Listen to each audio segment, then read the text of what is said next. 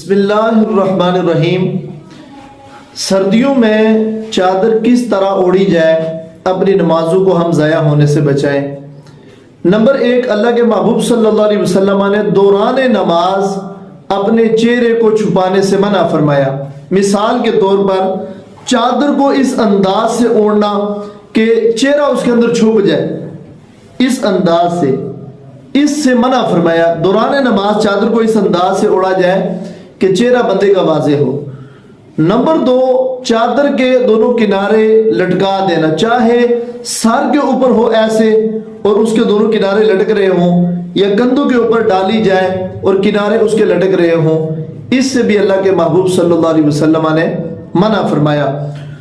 اور نمبر تین، پورے جسم کو اس انداز سے چادر کے اندر لپیٹ دینا کہ بوقت ضرورت ہاتھ باہر نہ نکالے جا سکے۔ مثال کے طور پر پورے جسم میں اس انداز سے چادر کو لپیٹا کہ نماز کے آغاز میں جس وقت ہم تکبیر کہتے اللہ اکبر تو کانوں تک ہاتھ اٹھانا یہ سنت ہے، تو چادر کے اندر ہاتھ ایسے لپیٹے ہوئے کہ ہاتھ بندہ نہیں اٹھا سکتا۔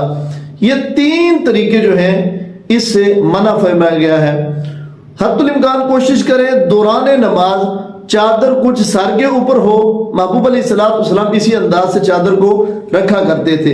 کچھ محبوب علیہ السلام کے سر انور پر ہوتی تھی اور کچھ کو لپیٹ کر ایسے کندھے پر، تاکہ یہ ہاتھ باہر رہے اور جس وقت نماز پڑھی جائے اور جو ہے وہ بوقت ضرورت اگر ہاتھ اٹھائے جا سکے تو ان ہاتھوں کو بندہ استعمال کر سکے۔